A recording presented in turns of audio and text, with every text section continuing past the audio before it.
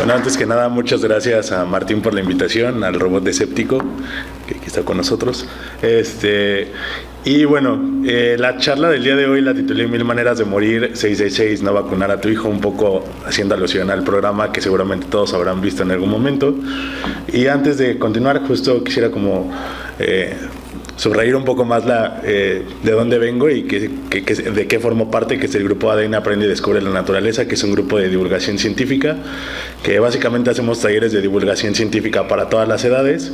También damos conferencias, tenemos cursos para profesores, cursos para otros talleristas, y bueno, ya llevamos haciendo este trabajo desde hace 5 años como colectivo independiente que no recibe aportaciones de universidades o algo así, pero pues que lo hacemos de manera altruista y que estamos constantemente comprometidos participando en muchos eventos de divulgación. Y bueno, aquí les dejo algunas redes sociales en las que pueden seguirnos, el trabajo que realizamos. Y bueno, aparte de eso, trabajo en la Academia Mexicana de Ciencias, en la revista Ciencia, que si alguien no la conoce, igual puede seguirnos en Twitter o en Facebook para conocer un poco más. Hay un montón de artículos que también creo que pueden servir mucho para la reflexión en cuanto a pseudociencias, a Carl Sagan, el papel de la astronomía en la vida cotidiana. Entonces ahí los invito a que nos sigan. Bueno, la charla del día de hoy justo vamos a empezar hablando sobre vacunas, y me gustaría saber si alguien de ustedes, que yo creo que no, alguien de ustedes no está vacunado, bueno, o su plan básico de vacunas. ¿Y por qué no te has vacunado? ¿Es una decisión propia o fue una decisión de tus papás? A las vacunas. No, nada más a las medicinas. Perdí mis tablillas por el antibiótico. Ok, va. Y a raíz de eso no pueden vacunarme. Pero no es una decisión que hayas tomado tú por no quererte vacunar. Muy bien, ok. Bueno, ¿alguien más? ¿Todos los demás se han vacunado? Ok, bueno, el movimiento antivacunas no es un movimiento como tan establecido en México, afortunadamente, pero pues sí es un movimiento que tiene adeptos, bueno, y suma adeptos a lo largo del tiempo en nuestro país, pero sí es muy fuerte en otros continentes, como por ejemplo en Europa, ¿no? Tiene un gran número de adeptos el movimiento antivacunas y en Estados Unidos. Entonces, vamos a iniciar justo por saber de dónde viene el mote de las vacunas, que empieza con Edward Jenner, quien empezó a hacer las primeras vacunas y justo utilizó vacas para poder realizar estas vacunas. ¿Cómo es que utilizó vacas para poder hacerlas?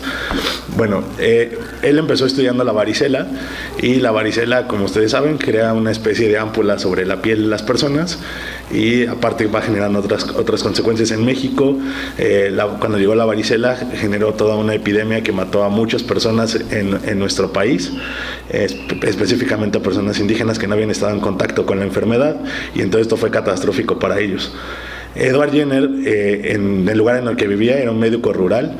Lo que vio es que pues había mucha gente que estaba contagiada de esta enfermedad, y trató de buscar una cura para poder ayudar a estas personas, y a la conclusión a la que llegó haciendo diversas observaciones fue que había otro tipo de esta enfermedad, pero que se contagiaba a la gente cuando estaba ordeñando a las vacas. Entonces cuando ordeñabas a las vacas, las ámpulas aparecían generalmente en las manos o en los brazos, y entonces estas personas, era una enfermedad muy parecida a la humana, pero no se transmitía de humano a humano, sino solamente de la vaca al humano. Entonces lo que se le ocurrió a él fue utilizar las ámpulas de una de las que estaba ordeñando, que no sé para qué estoy explicando aquí si tengo la imagen acá adelante. Fue utilizar de Sarah Nels, contrajo la viruela bovina mientras ordenaba a su vaca, que se llamaba Blossom. Y había un pequeño niño que se llamaba James Phipps. Bueno, él lo inoculó, que quiere decir que inocular es como inyectar esa sustancia que tenía sobre las ámpulas esta persona que estaba ordeñando las vacas, y desarrolló la enfermedad de la viruela bovina. Y después lo que hizo Jenner para poder contrastar si realmente lo que había hecho había funcionado fue exponer a este niño a la viruela humana, y lo que sucedió es que no se infectó, ¿no? Se estaba protegido completamente. Entonces, a partir de esto, Jenner empieza como a producir o a inocular a las personas de manera masiva, y incluso fue muy respetado, fue un médico muy respetado. Se dice por ahí que incluso le pidió a Napoleón Bonaparte que liberara a algunos presos políticos, y lo hizo porque no le podía negar nada a Edward Jenner, ¿no? O sea, fue muy reconocido en su época y fue muy avanzado a su época. Con el paso del tiempo, pues fue muy avanzado a su época, pero también fue muy criticado. Esta es una viñeta satírica sobre el descubrimiento de las vacunas. Bueno, de hecho, justo el nombre de las vacunas viene por el hecho de que fuera obtenida a partir de las vacas. Y la gente creía que si se inyectaba estas ámpulas o estos restos de ámpulas de la viruela de las vacas, pues lo que iba a suceder es que te iban a crecer ubres sobre donde te la habían inyectado, o que ibas a vomitar vacas, ¿no? De hecho, hay gente que está vomitando vacas como si le hubieran nacido vacas al interior del cuerpo. Entonces no se libró de la sátira de aquellos tiempos. Bueno, algunos otros que realizaron vacunas a lo largo del tiempo, que ahorita no los puse aquí por el tiempo, fue Pasteur, por ejemplo, que hizo la vacuna contra la rabia y fue muy conocido por eso. Algunos dicen que fue un poco antiético la forma en la que lo realizó, al exponer a un niño a las sustancias. Pero bueno, a lo largo del tiempo se han ido perfeccionando las vacunas, y a quien quiero recordar en esta posada escéptica es a Maurice Hilleman, que trabajaba en los laboratorios Merck, y en los años 60 su hija contrajo, si no recuerdo bien, fue paperas. Y bueno, las paperas, como ustedes sabrán, pues actualmente hubo un brote de paperas muy grande en la UNAM. De hecho, todo el mundo andaba enfermo de paperas en la UNAM, pero pues generalmente todos estamos como con la vacuna y no nos pega tan fuerte. Pero en la antigüedad, cuando no había una vacuna para las paperas, pegaba muy fuerte, la gente llegaba a perder el oído, incluso los hombres podían llegar a perder la movilidad de los testículos y quedar infértiles. Entonces era un problema muy grave las paperas. A la hija de Maurice le da paperas, y en una de las noches, él, estando como ya muy pues desesperado por lo que está sucediendo y a la vez siendo laboratorista, toma una muestra de las úlceras que tiene en la garganta su hija y las toma para tratar de ver si puede hacer algo con ellas. Y entonces, a partir de esto, desarrolla toda una vacuna contra las paperas que va a dar lugar a la vacuna triple viral, que no sé si han escuchado hablar de ella. Y bueno, esta vacuna triple viral se empezó a comercializar, empezó a llegar a diversas partes del mundo, a diversos países, estaba dentro de los esquemas de vacunación, pero en los años 90 aparece un artículo que empieza a desprestigiar a esta vacuna. Y el principal de este artículo es Andrew Wakefield, que bueno, no fue el único que firmó, digamos, el artículo. Había más de 12 personas que estaban respaldando este artículo junto con él. Y lo que decía este artículo básicamente es que la vacuna triple viral era causante y provocaba autismo en los niños, algunas enfermedades de hiperplasias, y podía llegar a provocar un montón de cosas como colitis, problemas intestinales y gastrointestinales en los niños.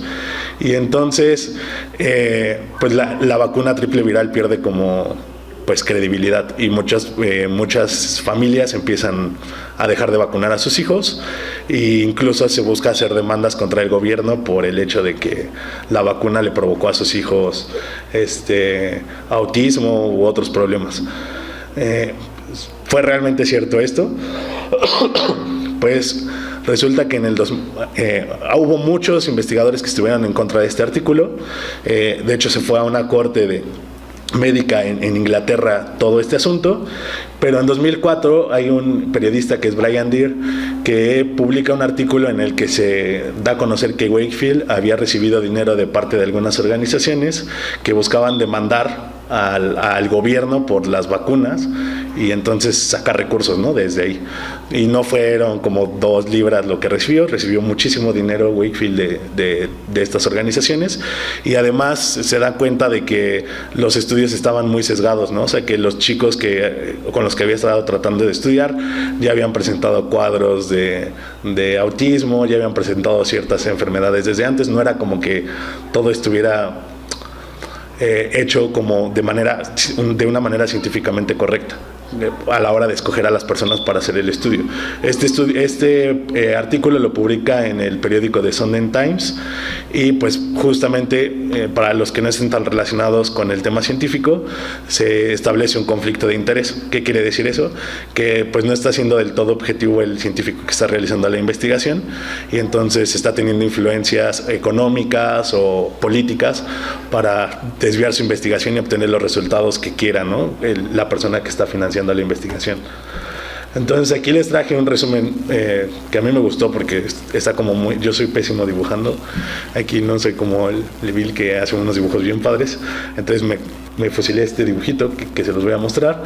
Entonces Wakefield hizo el estudio con 12 niños y de los cuales 8 presentaban síntomas después de la vacunación. 9 de ellos presentaban autismo y 11 presentaban enfermedades intestinales. Según él, lo que reporta es que los 12 niños eran completamente sanos antes de la vacunación y que después de la vacunación presentaron este cuadro, ¿no? O sea, no había nada ahí detrás. Pero pues después se dan cuenta que esto no era del todo verdad, que había sido un estudio financiado por los abogados que buscaban demandar por el movimiento antivacunas. Existía un ánimo de lucro.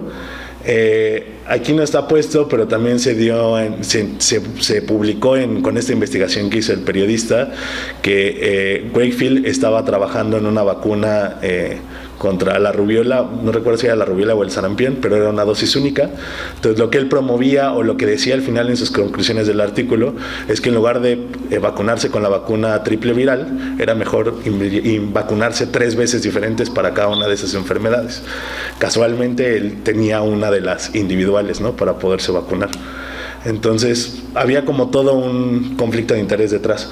Los datos habían sido manipulados deliberadamente. Incluso se hicieron algunas pruebas en los intestinos de algunos de los chicos que estaban presentes. ¿Para qué? Para buscar el virus, que si el virus estaba presente, entonces el virus había provocado cierta enfermedad. Y las pruebas, alguno de los estudiantes de Wakefield aseguró que no, en realidad no habían encontrado el virus, cuando en el estudio se reporta que sí se había encontrado. E incluso en estudios posteriores, con otros grupos chinos que también eran antivacunas, también habían publicado que había habido muestras del virus en los pacientes. Para hacer estas muestras, tampoco Wakefield fue del todo ético, porque sometió a los niños a pruebas que no son del todo, pues, como complacientes, como colonoscopías. O sea, ¿alguien sabe qué es una colonoscopía?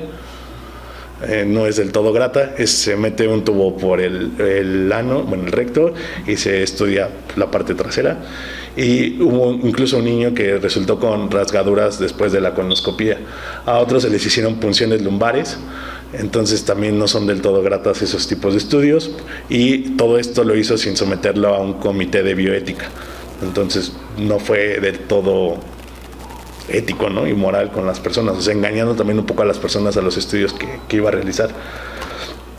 Entonces, bueno, con todo esto, pues se publicaron, no sé si se oye como muy mal, ¿sí me oyen bien o prefieren que lo hable así más lejitos del micrófono? ¿Ahí me escuchan?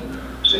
Ok, bueno, lo que justo con todo esto se publicaron más artículos posteriormente que desacreditaban todas las resoluciones a las que había llegado Wakefield. Hay una institución que se llama, no sé si se pronuncia específicamente así, que es Cochrane.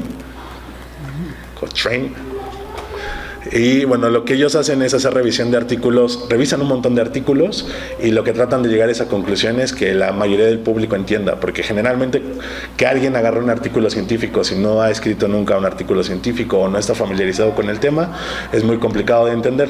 Lo que ellos hacen es hacer esta recopilación de artículos y llegar a conclusiones básicas guiados por una por una pregunta a la cual quieren dar respuesta. En este caso era, ¿realmente la triple viral está provocando autismo en los niños?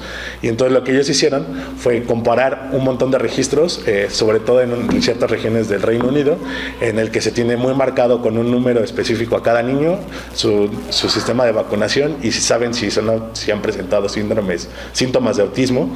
Entonces lo que hicieron fue buscar en ese universo de niños, ver si los que habían recibido la triple viral habían presentado autismo. Y pues se vio que no, o sea que ni los que habían sido vacunados y los que no habían sido vacunados, no había una diferencia porcentual en la presencia de autismo. La otra forma en la que lo podían realizar era ver si los autistas que estaban registrados habían sido vacunados o no habían sido vacunados. Tampoco había como estadísticamente algo que comprobara que la triple viral provocara el autismo. Por lo tanto, se echaba abajo todo lo que había dicho Wakefield. También se hicieron réplicas para ver si había muestras del virus en las personas. De nuevo no se encontró nada. Y bueno, al final la historia de Wakefield fue que en los tribunales perdió su licencia para poder seguir ejerciendo como médico, pero se fue a Estados Unidos, en donde dirige una fundación sobre autismo y sobre movimiento antivacunas, en donde sigue siendo pues, de las suyas, ¿no? ¿Cuál es el problema de todo esto? Pues mucha gente dejó de vacunarse a raíz de esto y se pierde una cosa que no sé si han escuchado, que se llama inmunidad de rebaño o efecto de rebaño, en el que aunque no todos estemos vacunados, pues los que sí estamos vacunados protegemos de alguna manera a los demás, ¿no? A los que no lo están. Y con esto evitamos también que haya una proliferación de epidemias como las actuales, que ha habido brotes de sarampión en algunos lugares, esto de las paperas, un montón de enfermedades que ya se tenían de alguna manera erradicadas y controladas al 100%, que vuelven a aparecer. Entonces aquí hasta están las caritas tristes, ¿no? Si todos no estamos vacunados, pues entonces lo que pasa es que todos nos enfermamos. Si hay alguna persona que no está vacunada, pero otras que sí, protegemos como al rebaño y entonces nadie se enferma. Pero obviamente hay un límite, ¿no? O sea, no puede haber, no con 2 personas vacunadas contra 1 millón de personas, pues hay efecto rebaño. Pues no sucede así. Entonces, en 10 años después de haber introducido la triple vírica en Reino Unido, la proporción era del 92% de personas vacunadas. En 1998, que fue 2 años después de la publicación del artículo, este índice bajó al 83%. Y en 2012 todo esto activó las alertas, las alarmas, se generó toda esta parte mediática, y la inmunidad colectiva para estas enfermedades, por ejemplo para el sarampión, se necesita que entre el 92 y 95% de la población esté vacunada, el 90% para paperas y del 83 al 90% en el caso de la rubiola. Entonces pues no estaban como en los rangos, estaban justo en el límite, ¿no? Para la rubiola, pero ya para el sarampión pues ya, o sea, si caía sarampión iba a haber así había riesgos de que hubiera una epidemia. Entonces, estos son algunos de los riesgos que ocurre cuando sucede este tipo de cosas. Quiero resaltar mucho que cuando esto sucedió, el artículo, cuando salió el artículo de Wakefield, no tuvo un gran impacto. De hecho, mucha gente no lo tomó en cuenta ni en consideración. Pero lo que sí ocurrió fue que los medios de comunicación, después de muchos artículos que fueron saliendo de Wakefield, en los que hacía revisiones sobre la triple viral, fue que le empezaron a dar como más voz a Wakefield y a los seguidores y de movimientos antivacunas. ¿Qué fue lo que provocó? Que mucha gente empezara a tener cambios en esta forma de ver a las vacunas y entonces dejara de vacunarse.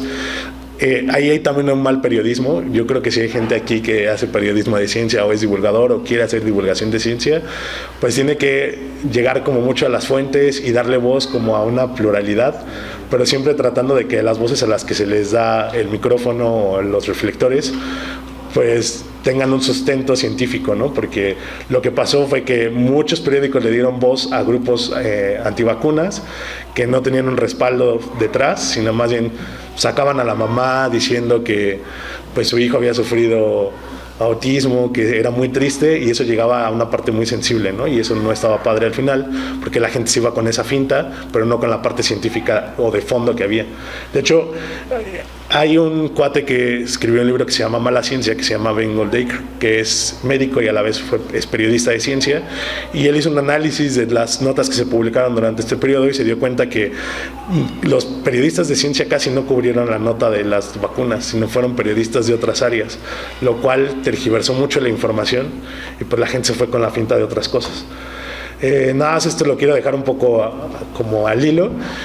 Otra de las sustancias que fue muy controversial en vacunas en Estados Unidos fue el timerosal, que es una sustancia conservante de las vacunas que contiene una cierta cantidad de mercurio. Y el mercurio que contiene es mercurio etilado, no metilado. En las normas de Estados Unidos no hay un límite para tener o exponerse al mercurio metilado, pero la diferencia de este conservante es que es más sencillo de excretar por la vía renal. Y bueno, lo que sucedió cuando salió toda esta controversia es que el 10% de hospitales suspendieron la vacunación contra hepatitis B, y pues ustedes sabrán lo que pasó después. O sea, hubo brotes de hepatitis B en niños murieron. Y finalmente lo que se dieron cuenta es que, por ejemplo, en Dinamarca el timerosal lo quitaron, pero ni aún así se redujeron los índices de autismo, ¿no? Que era lo que se le atribuía cuando uno se vacunaba con algo que tuviera este conservador en las vacunas.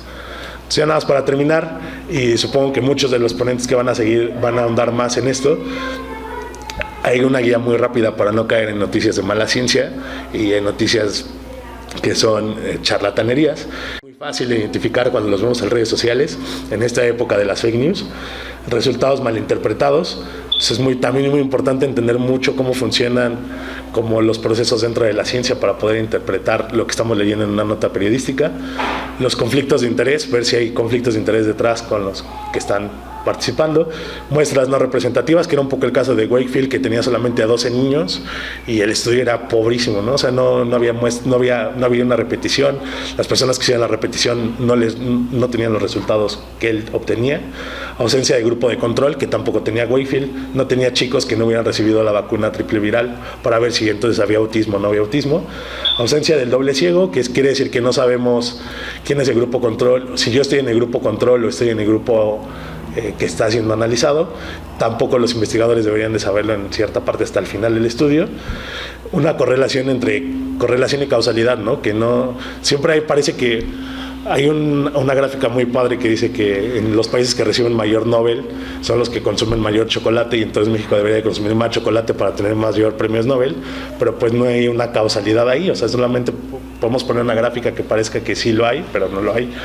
Lenguaje especulativo, grupos de estudios demasiado pequeños, que ya lo habíamos visto, resultados parciales, que también fue lo que hizo Wakefield.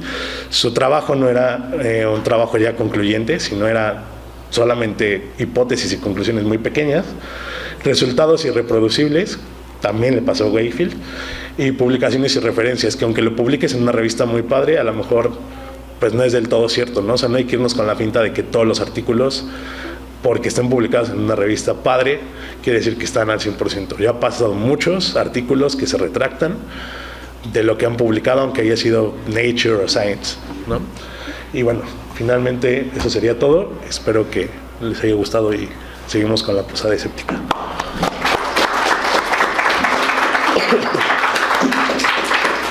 ¿Hay preguntas por parte del público?